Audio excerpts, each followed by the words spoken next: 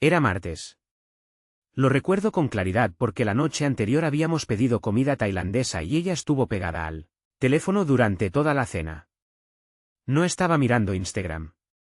No respondía correos. Solo sonreía como una adolescente mientras escribía con ambos pulgares, y giraba la pantalla cada vez que me acercaba demasiado. Debería haber dicho algo entonces. Debería haberlo señalado, exigir saber qué demonios le causaba tanta gracia. Pero en lugar de eso, me lo tragué. Me dije a mí mismo, no seas ese tipo. No seas el esposo celoso. No conviertas nada en algo.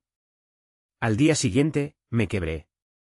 Estaba preparando café cuando ella entró a la cocina con esa sudadera enorme, la que pensé que era mía hasta que vi a Eric publicar una foto antigua de la universidad donde la llevaba puesta. Ella fue por una taza como si no pasara nada. Como si el aire no estuviera lo suficientemente denso como para ahogarse. Fue entonces cuando lo dije. Claro. ¿Tranquilo? Sin dramatismo. Solo, creo que deberías cortar lazos con Eric. Ella detuvo la taza a medio camino hacia la cafetera, dándome la espalda por un segundo. Pensé que tal vez suspiraría, que diría sí, tienes razón. Crucé una línea. En lugar de eso, se rió con un exhalar seco y corto. No porque le hiciera gracia, sino porque le parecía patético. Se giró, se apoyó contra la encimera y me miró como si fuera el hombre más idiota del mundo. Estás siendo controlador. Parpadeé. Controlador. Ni siquiera había alzado la voz. Estás celoso porque tengo un amigo que en realidad me escucha. Estás paranoico perdido. La forma en que lo dijo, como si tuviera una enfermedad. Como si fuera débil. Y esa última parte, no fue un insulto. Fue un cuchillo. Eric realmente me entiende. No, tú no me entiendes. No tenemos problemas que resolver. No. Eric me entiende. Sentí algo frío deslizarse por mi columna. No le importaba cómo sonaba. Quería que lo oyera. Que supiera que alguien más tenía una parte de ella que yo ni siquiera sabía que había ofrecido. Salí de la cocina. No por derrota. Por incredulidad. Porque en ese momento, la mujer con la que me había casado ya no existía. Se había ido. Reemplazada por otra cosa. Algo más filoso, más frío, lleno de garras. Pero no había terminado. Aún no. Porque en lo más profundo, incluso entonces, una parte enferma de mí todavía esperaba estar equivocado. Que solo estaba exagerando. Que tal vez Eric era solo un amigo. Esa noche esperé a que se durmiera. Me quedé mirando el techo mientras su respiración se ralentizaba a mi lado. A la 1:12 de la madrugada su teléfono vibró debajo de la almohada. Una sola vez. Lo deslicé con cuidado, con las manos temblando, el corazón latiendo tan fuerte que juré que la despertaría. Abrí los mensajes. Eric, aún pensando en lo de antes. No puedo parar. Olías increíble. Ahí estaba. Como un puñetazo directo a las costillas. Ni siquiera intentaba ser sutil. Ni siquiera era prudente. Me senté, fui al baño y vomité. Ella sabía que lo vería. Ni siquiera se molestó en borrarlo. Y de repente todo tuvo sentido. La sudadera. Las noches de trabajo. Los fines de semana espontáneos para visitar a su prima en Vermont. Nunca hubo una prima. Solo Eric. Esa noche me quedé largo rato mirando mi reflejo en el espejo. Sin llorar. Sin gritar. Solo en silencio. Como la calma antes de la tormenta que lo arrasa todo. No dormí esa noche. Me senté al borde de la cama, en la oscuridad, viendo las sombras moverse por la habitación mientras pasaban las horas. Mis pensamientos no solo corrían. Se rompían, se fragmentaban, se enroscaban en 100 direcciones al mismo tiempo. Una parte de mí quería despertarla en ese momento, arrojarle el teléfono a la cara. Exigir respuestas. Otra parte solo quería salir por la puerta principal y no mirar atrás. Pero la peor parte, la parte que más odio de mí mismo, aún quería que me lo explicara. Que me dijera que no era lo que parecía. Que era una broma, un malentendido. Cualquier cosa que me permitiera creer que los últimos 7 años no habían sido una mentira. Pero la verdad estaba ahí. En texto negro sobre su pantalla. Ese mensaje de Eric. Y eso era solo la punta del iceberg. Volví a los mensajes. ¿Cada hilo? 3 meses de porquería, justo ahí. No era solo coqueteo. Era intimidad. Tenían apodos, bromas internas, fotos. Ella le había mandado selfies desde nuestro baño, nuestro salón, nuestra maldita cama. Incluso se quejaba de mí. Decía que era emocionalmente aburrido. Que sentía que estaba criando a un niño en vez de estar con un hombre. ¿Sabes lo que eso te hace? Escuchar a la mujer que has apoyado, a quien cuidaste cuando estaba enferma, ansiosa, deprimida, reducirte a una carga de la que susurra con otro. Ese que la espera con los brazos abiertos y sin responsabilidades. Temblaba tanto que tuve que sentarme en el suelo. Seguí leyendo como un masoquista, como si necesitara verlo todo solo para creerlo. Y entonces lo vi. Una reserva de hotel a su nombre. 2 noches. En el centro. El fin de semana pasado. El mismo fin de semana que me dijo que iba a desayunar y a un spa con Ashley. Creo que hasta me reí. No porque fuera gracioso. Sino por el nivel de desprecio que sentía por mí. Era una locura. Ni siquiera intentaba ocultarlo ya. Me había mirado a los ojos esa mañana, me besó en la mejilla y se fue a revolcarse con su mejor amigo, en una habitación de hotel. No sé cuánto tiempo me quedé ahí mirando la pantalla. En algún momento debí haberme desconectado porque volví en mí con el teléfono aún en la mano y el sol, filtrándose por las persianas. Ella despertó, se estiró, sonrió como si no hubiese pasado nada. Hola, amor. No respondí. Ella ladeó la cabeza. ¿Estás bien? Me levanté, caminé hacia ella y le tendí el teléfono como si fuera radiactivo. Parpadeó, entendió lo que tenía en la mano. Y en ese instante, toda su actitud cambió. No hacia la culpa. No hacia el miedo. Hacia la furia. ¿Revisaste mi teléfono? Escupió, como si la hubiera violado. Sin disculpas. Sin déjame explicarte. Sin arrepentimiento. Solo hostilidad pura. ¿Así que ahora vamos a espiar? Dios, sabía que eras inseguro, pero esto es patético.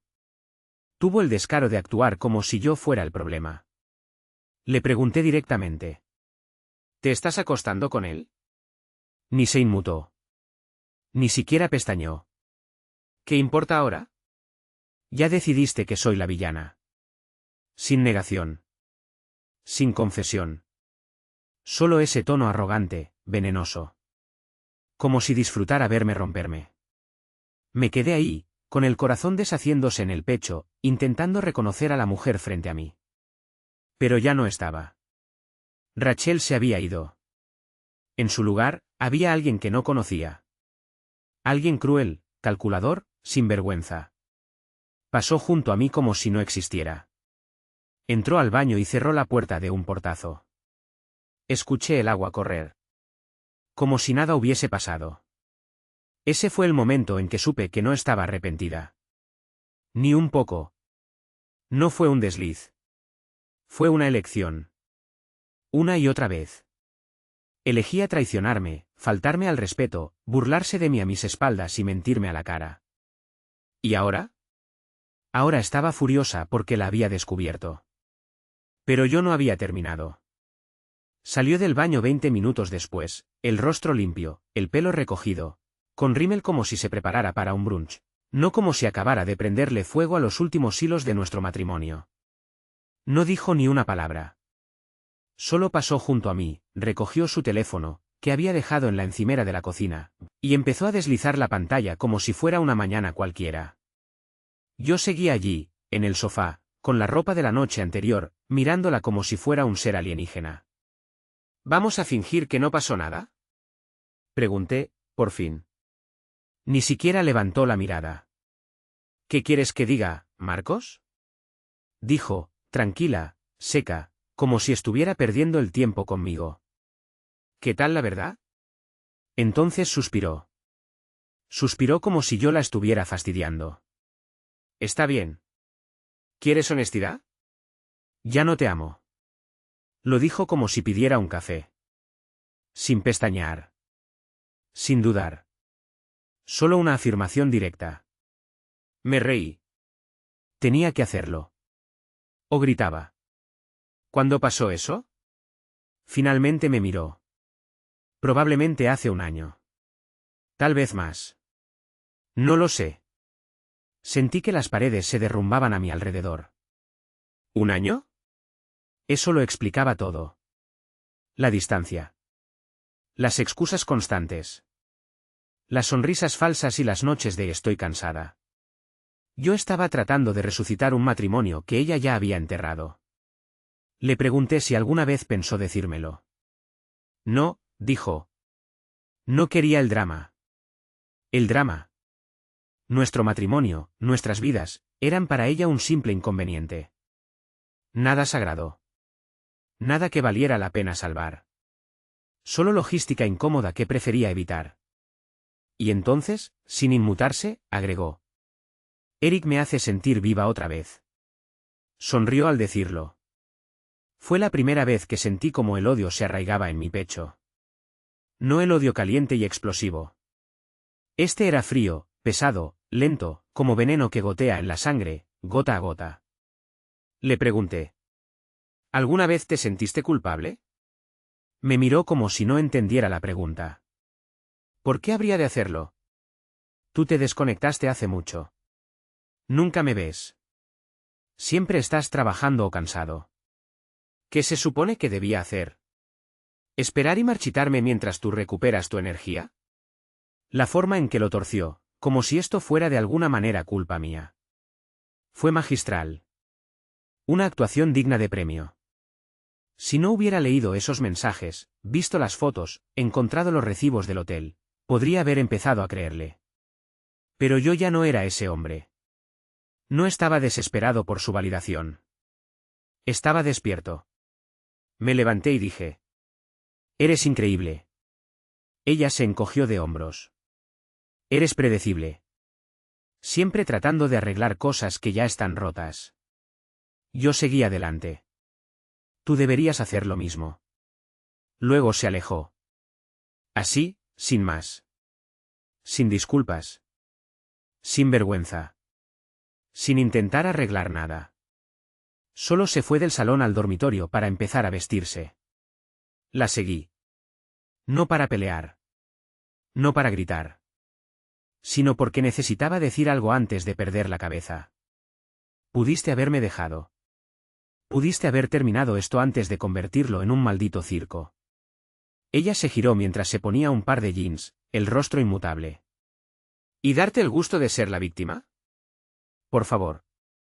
Juro que sentí como mi corazón se convertía en piedra. Quería verme roto. Disfrutaba el poder, el engaño, la demolición emocional. Cada palabra que salía de su boca era otra cerilla encendida. No reconocía a la mujer que tenía delante. Ni una pizca de ella me resultaba familiar. Y fue entonces cuando me di cuenta de algo aterrador, probablemente nunca había sido la mujer que yo creía. No fue corrompida. No fue manipulada. Lo eligió. Lo planeó. Y yo era solo el idiota dejado entre los escombros. No salí de la casa ese día. No porque quisiera quedarme. Créeme, cada célula de mi cuerpo gritaba que agarrara las llaves, saliera por la puerta y no mirara atrás. Pero algo dentro de mí se quebró. No violentamente. No emocionalmente. Estratégicamente. Me di cuenta de que si ella iba a tratarme como si fuera estúpido, como un suplente hasta su próxima emoción, entonces le esperaba una sorpresa. Mientras ella estaba en el dormitorio, escogiendo casualmente un conjunto para su clase de yoga, que, seamos honestos, probablemente era otra cita con Eric en cualquier rincón donde se encontraran esa semana, agarré mi portátil. Verás, Rachel cometió un solo error en su pequeño juego. Me subestimó. Y lo primero que noté fue que siempre usaba su cuenta de Gmail para todo, facturas, recibos, confirmaciones de viaje. Y nunca cerraba sesión. 10 minutos después, Estaba sumergido en su bandeja de entrada. Lo que encontré no era solo infidelidad. Era orquestación. Receipts. 2 boletos de avión a Miami de hace 3 semanas. Ida y vuelta. Reservados a su nombre y al de él. Me había dicho que iba a un retiro de trabajo con sus compañeras. Los correos no mentían. No había retiro. Había reservaciones para cenar, citas en el spa para 2, incluso un masaje en pareja. Se fueron de vacaciones juntos mientras yo arreglaba el fregadero roto que me había dicho que era urgente. Pero empeoró. Había un correo en borrador para su hermana. Guardado, pero no enviado. Casi no lo abro. Parte de mí no quería seguir escarbando. Pero la otra parte, la que necesitaba saber en qué nivel de infierno estaba viviendo, tomó el control. Decía: voy a aguantar hasta que puedas sacar lo suficiente de la venta de la casa. Marcos no sospecha nada. Todavía está intentando arreglarnos. Eric y yo ya estamos hablando de mudarnos juntos cuando todo esto termine. Juro que se me entumecieron las manos. Planeaba destriparme como a un pez. Emocional y financieramente. Todo mientras jugaba el papel de esposa incomprendida. Esto no era un desliz pasional. Era premeditado. Una maldita operación. Fue entonces cuando oí sus tacones resonar por el pasillo. Estaba saliendo. Voy a estar fuera unas horas, dijo sin emoción, pasando junto a mí. Sin beso. Sin adiós. Solo esa voz plana y helada. Cuando abrió la puerta, dije: ¿Eric sabe lo del acuerdo prenupcial? Se quedó congelada. Y déjame decirte algo, jamás disfruté tanto el silencio en toda mi vida.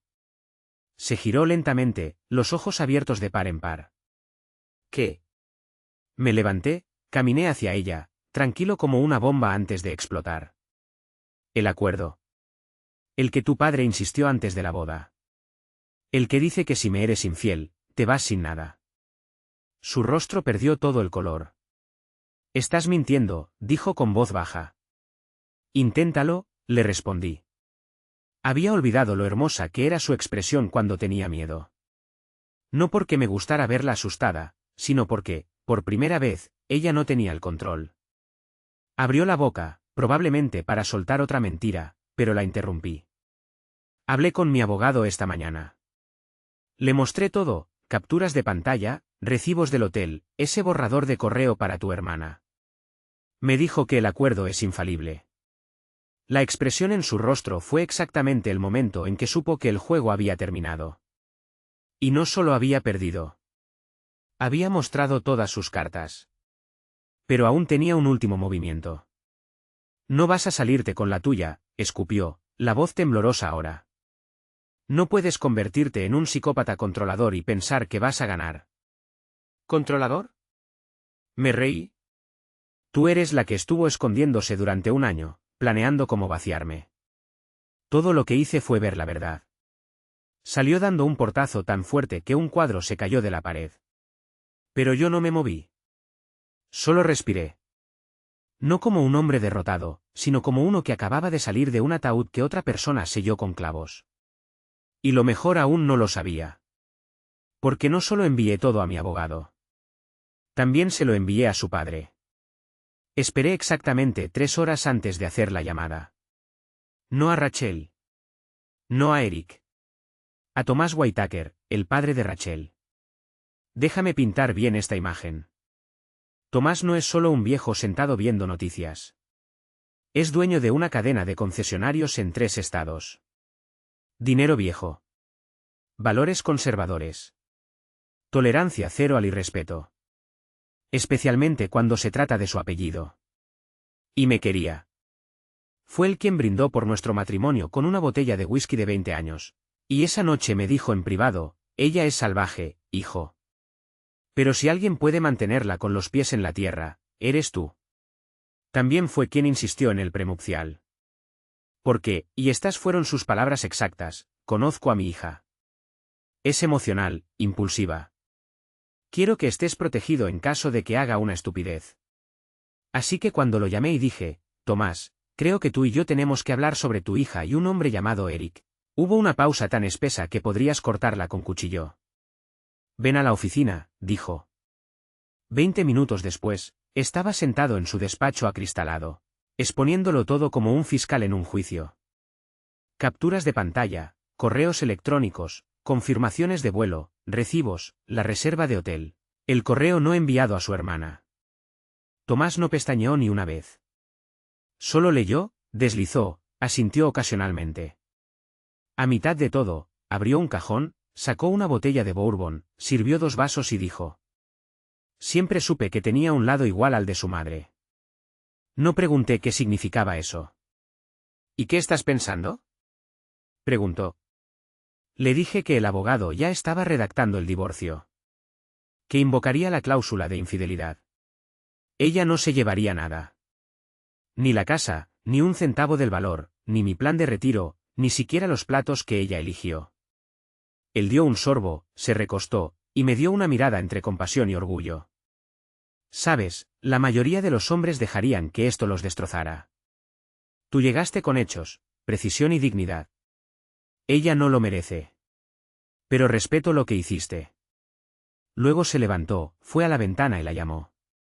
Puso el altavoz. Hola, papá, canturreó ella. Ni se inmutó. Rachel, Marcos está aquí conmigo. Me acaba de mostrar todo. La infidelidad, las mentiras, el plan para vaciarlo. Silencio.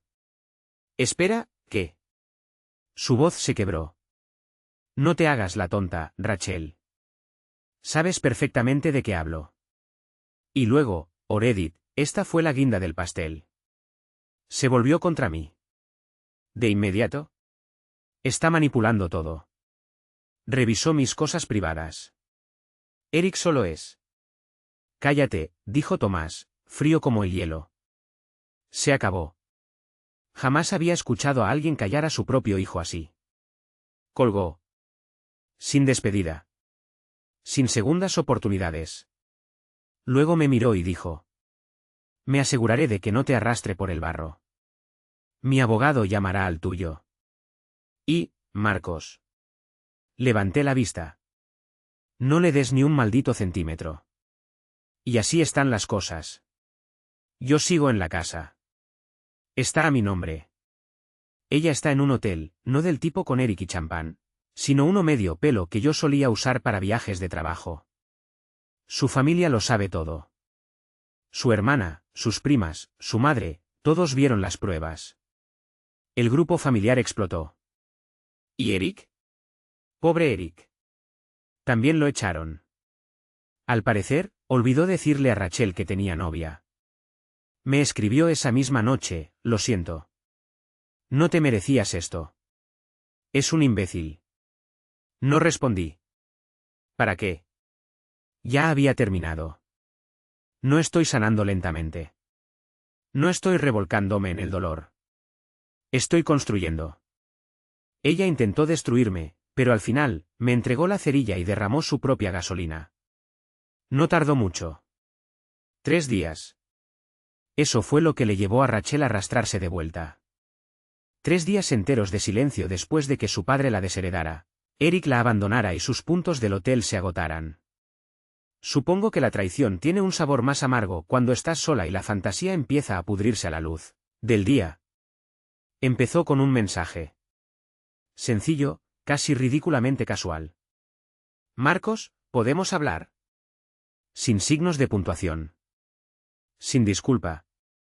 Sin remordimiento. Solo un intento vacío de empujar la puerta que ella misma quemó con un lanzallamas. No respondí. 1 hora después, llamó.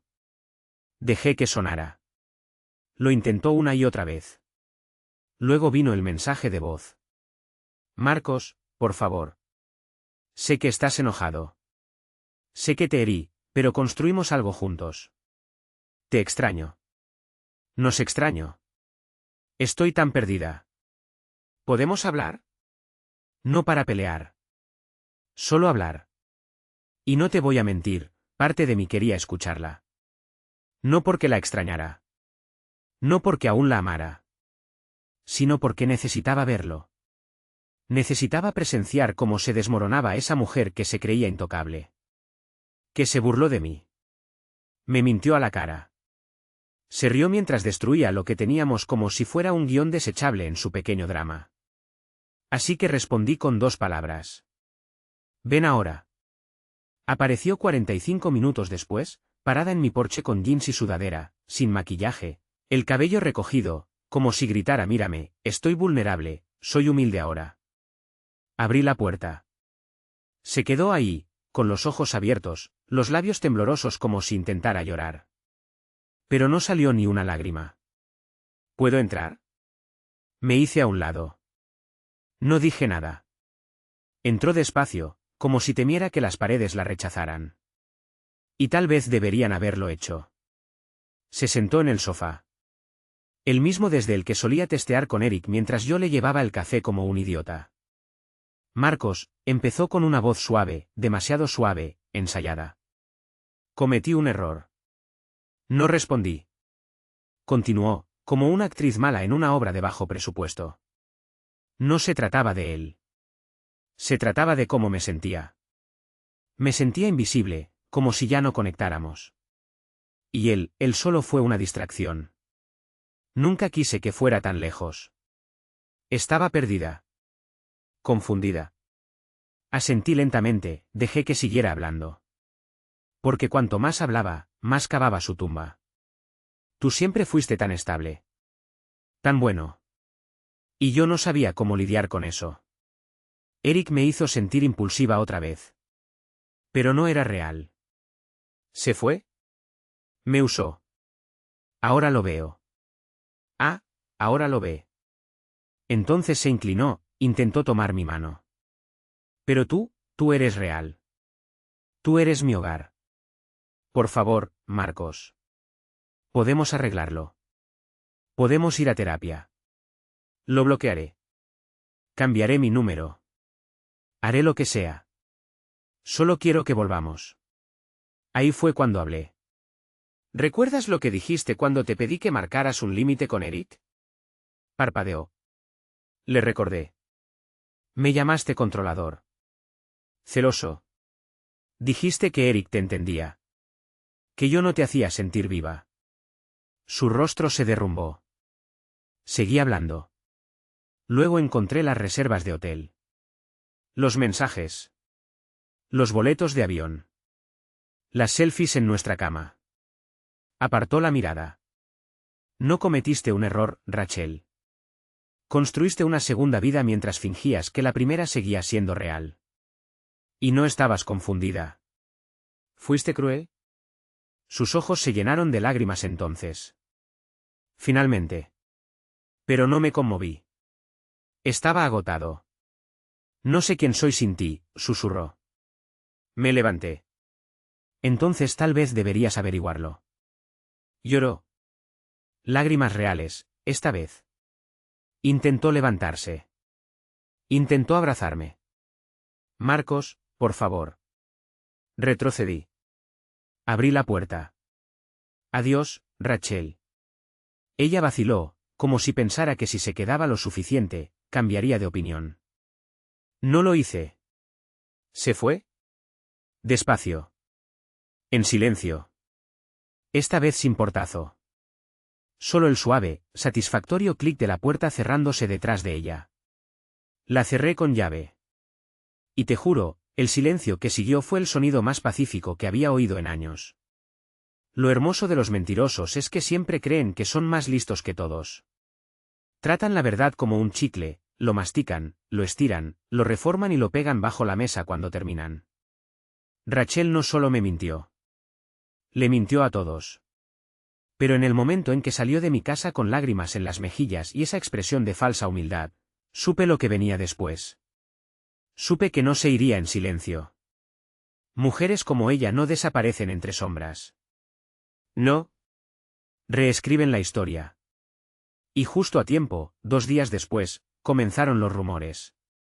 Primero fue Ashley, su compañera de trabajo, ya sabes, con quien supuestamente estaba de retiro en un spa mientras se revolcaba con Eric en un hotel del centro. Ashley me escribió: Solo quería que supieras que Rachel está diciendo que fuiste emocionalmente distante durante años. Que la empujaste hacia Eric. Que la manipulaste con dinero. Me quedé mirando la pantalla, con la boca abierta. ¿Manipulación con dinero? Esta mujer vivía en una casa que yo pagaba, comía lo que yo llenaba en la nevera, mientras organizaba escapadas con un tipo que ni siquiera podía pagar un Uber XL. Pero mejoró. Aparentemente, les dijo a sus amigos que yo sabía de la infidelidad desde el principio y que teníamos algún tipo de arreglo emocional abierto, lo que sea que eso signifique, y que me volví contra ella cuando intentó separarse de forma amistosa. La manipulación era de nivel olímpico. Pero ¿sabes qué? No necesitaba pelear sus mentiras. Porque tenía pruebas. Y una reputación. Y adivina qué, la gente a nuestro alrededor no era estúpida. Su prima, Jimena, me escribió. Le creí durante 5 minutos. Luego recordé aquel día de Acción de Gracias hace 2 años cuando desapareció durante 3 horas en una caminata. Y regresó oliendo a otro perfume. Luego me escribió su amiga Mónica por mensaje privado. Ella me dijo que eras controlador. Pero tú ni te inmutaste cuando Eric se le pegó en esa fiesta en la playa. Solo sonreíste. Eso no es control. Eso es confianza. Lo siento, Marcos. Era como si se hubieran abierto las compuertas. Uno a uno, comenzaron a alejarse de su órbita. Los que solían aplaudirle, desaparecieron. En silencio. O me enviaban mensajes pidiendo disculpas por haber dudado de mí. Pero el verdadero golpe vino por Facebook. Rachel publicó una entrada. Larga, dramática, casi poética, sobre cómo se perdió a sí misma en una relación donde no era vista ni valorada. No me mencionó por nombre, claro, pero todos sabían. Y por supuesto, en su típico estilo delirante, se pintó como el ave fénix. A veces hay que quemar puentes para iluminar el camino. Me niego a callar una vez más. Sí, muy profundo. Lo que no esperaba fue el comentario de su padre. Tomás Whitaker, te dieron amor, lealtad y estabilidad. Elegiste traición. Afróntalo. Boom. En segundos, el tono de los comentarios cambió.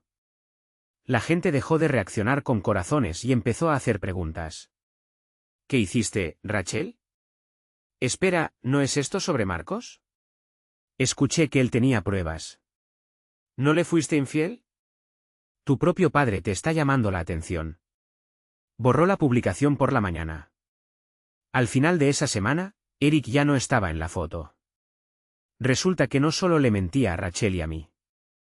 Estaba comprometido. Su prometida lo descubrió, lo dejó y expuso su lado de la historia. Algunos de sus mensajes terminaron en Twitter. No tuve nada que ver con eso, para que conste. Pero sí lo vi. Con palomitas. El pequeño imperio de delirio de Rachel, desmoronándose públicamente. Y la cereza del pastel, me volvió a escribir por correo. Esta vez fue corto, afilado. Me humillaste. Espero que estés feliz. Le respondí con solo 2 palabras. Estoy libre. Porque esa es la verdad. Reddit, no estoy amargado. No estoy roto. Estoy libre. Libre de ella, de las mentiras, de caminar sobre la cuerda floja intentando amar a alguien que llevaba un cuchillo escondido todo el tiempo. Hay una frase que repiten mucho cuando te traicionan, el tiempo lo cura todo. Y te digo algo, es mentira. El tiempo no cura. Lo que cura es la verdad. Lo que cura es actuar. Y, a veces, también ayuda un poco de justa venganza. Pero el cierre no es algo que te entregan envuelto en disculpas y llanto falso. El cierre es lo que tomas tú mismo, cuando decides dejar de esperar que esa persona lo arregle. Después de todo el desastre, el silencio fue casi inquietante. Rachel dejó de escribir, dejó de llamar, dejó de intentar torcer la narrativa en algún manifiesto feminista donde ella era el alma valiente que escapaba de mi supuesta tiranía emocional. Porque cuando tu padre te expone en público, cuando tus amigos saben que mandabas selfies desde un hotel mientras tu esposo arreglaba la puerta del garaje que tú misma llevabas semanas exigiendo, te quedas sin relatos que contar. Bastante rápido. Pero yo no me detuve. No me senté en ese silencio a lamentarme. Me moví. Llamé a la inmobiliaria. Puse la casa en venta. Me dolió. Claro que sí. Dejar ese lugar donde hicimos noches de juegos. Discutimos por cortinas y reímos en la cocina como recién casados. Pero ya no era un hogar. Era un mausoleo lleno de fantasmas que se parecían a mí haciendo el ridículo, y a ella escribiéndole a Eric por debajo de la mesa. Transferí dinero a una cuenta nueva. Una que ella no conocía. Compré sábanas nuevas, cambié de número de teléfono. Borré las listas de reproducción viejas, esas que usábamos para bailar cuando todo parecía estar bien.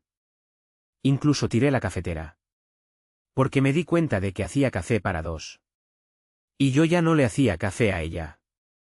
¿Terapia? Sí. Fue. Me senté frente a una mujer llamada Clara, que no me acarició con palabras. Me miró a los ojos y dijo: Te quedaste más tiempo del que debiste, porque pensaste que el amor significaba lealtad. Incluso hacia alguien que dejó de merecerla. Eso dolió. Pero se me quedó grabado. Y luego llegaron los correos. No de Rachel. De gente a la que había envenenado. Amigos en común. Personas que se habían alejado de mí meses antes porque ella les susurró mentiras lentas, insidiosas. Marcos, solo quiero decirte que lo siento. No sabía toda la historia. Nos dijo que eras frío, controlador. Debería haber sabido mejor. Si algún día quieres tomar algo y hablar, estoy por aquí. Pero no respondí a la mayoría. Porque eso es lo que tiene la traición. No solo quema un puente. Quema todo lo que lo rodea. No necesito personas que cambian de lealtades según quien llora más fuerte en un brunch. El cierre no vino cuando ellos reconocieron la verdad. Vino cuando lo hice yo. Cuando una mañana me miré al espejo y dije: no fracasaste. Fracasó ella. Cuando dejé de repetir en mi cabeza la noche en que la descubrí. Cuando dejé de imaginar otros finales. Cuando supe, sin duda, que no la aceptaría de vuelta ni aunque viniera arrastrándose sobre cristales rotos. Porque esta es la verdad que aprendí: algunas personas no solo mienten. Viven en la mentira. Usan la bondad de los demás como disfraz. Representan empatía como si fuera teatro. Y cuando se apagan las luces, te dejan frío, solo y preguntándote si alguna vez fue real. Pero sí fue real. Tú fuiste real. Yo fui real. Y eso, ella nunca lo volverá a tener. Eric desapareció. Su círculo social es la mitad de lo que era. Su padre no le responde las llamadas. No está saliendo con nadie. Solo reconstruyendo su identidad en silencio, como quien intenta remodelar una casa con cimientos podridos. ¿Y yo? Yo duermo 8 horas por noche. Salgo a caminar. Vuelvo a leer. No me sobresalto cuando vibra el teléfono. Y he empezado a hablar con alguien. Alguien nuevo. Alguien amable. Es muy pronto para decir qué es. Pero no se parece en nada a Rachel.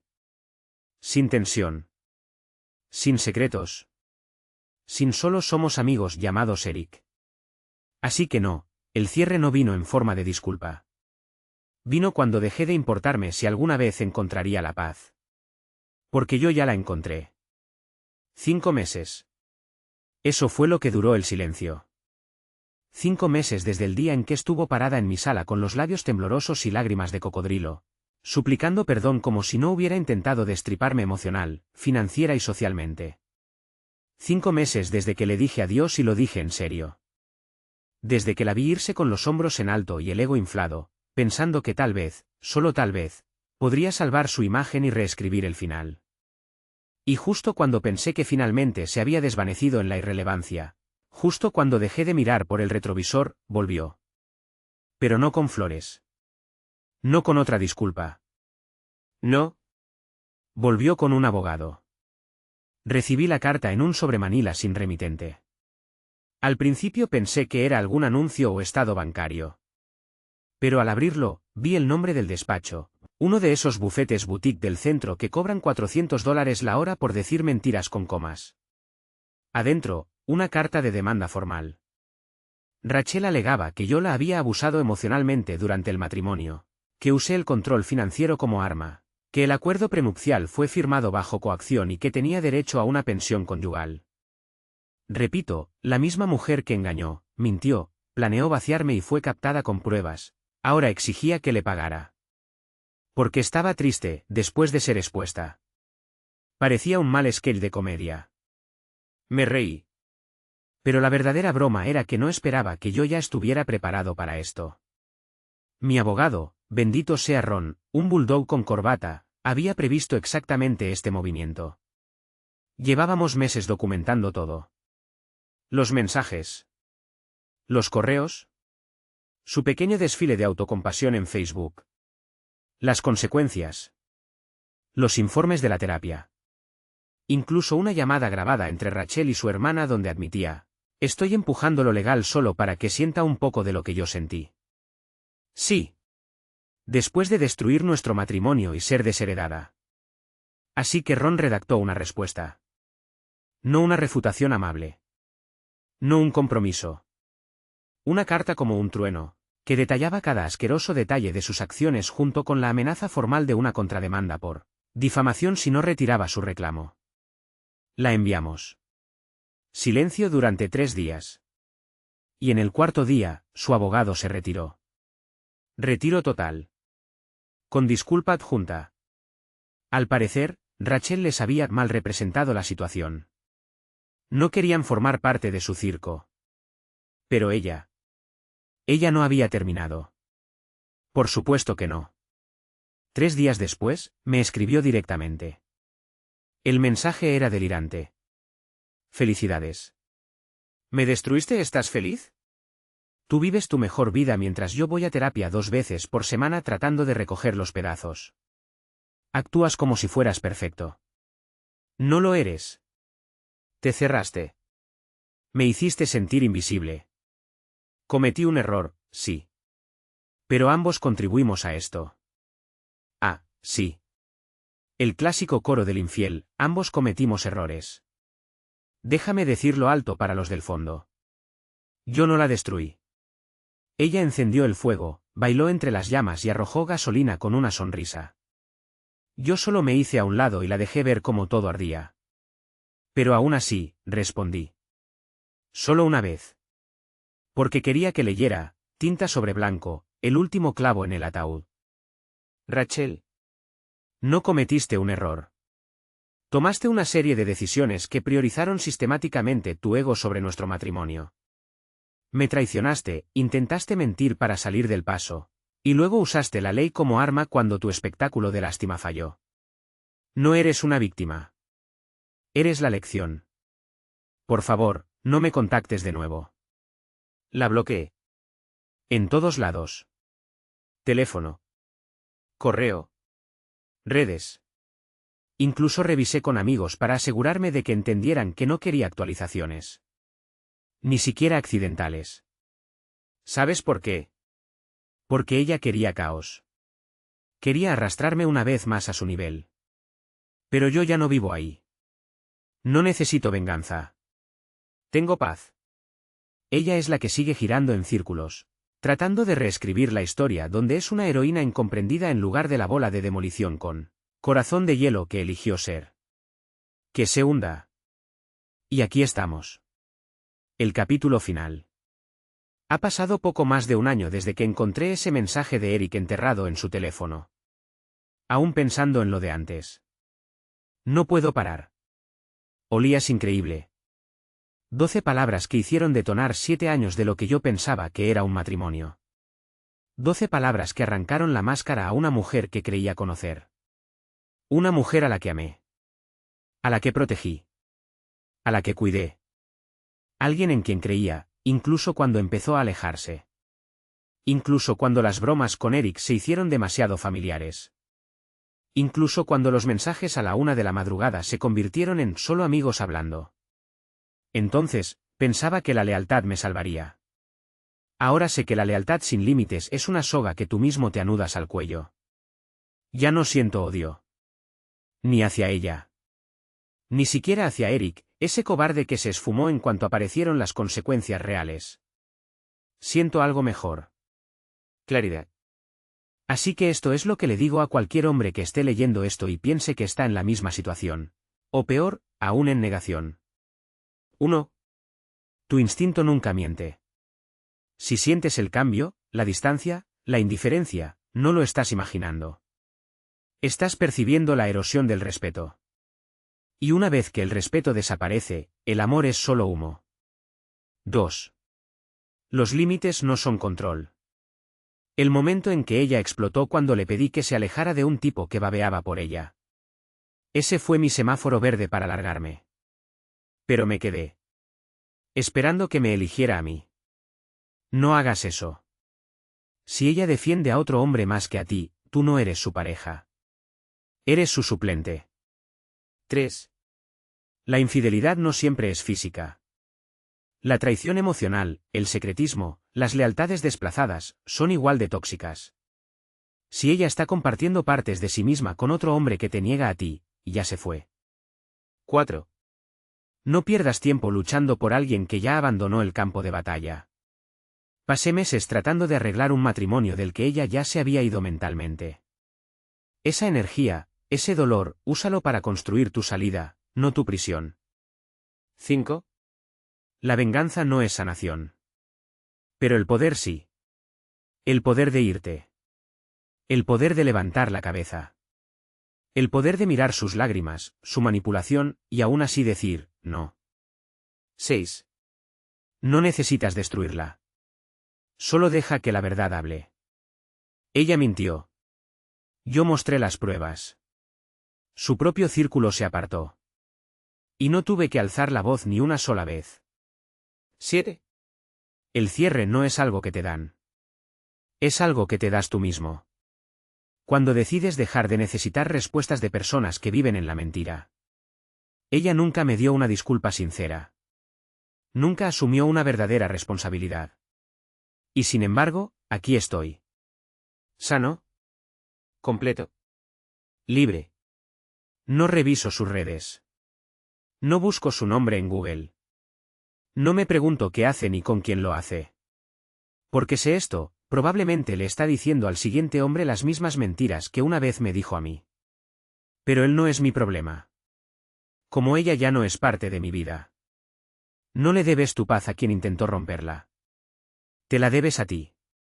Así que si estás leyendo esto, parado en esa misma niebla en la que yo una vez estuve, preguntándote si todo está solo en tu cabeza. Que esto sea tu señal. No estás loco. Ella solo es una mentirosa profesional.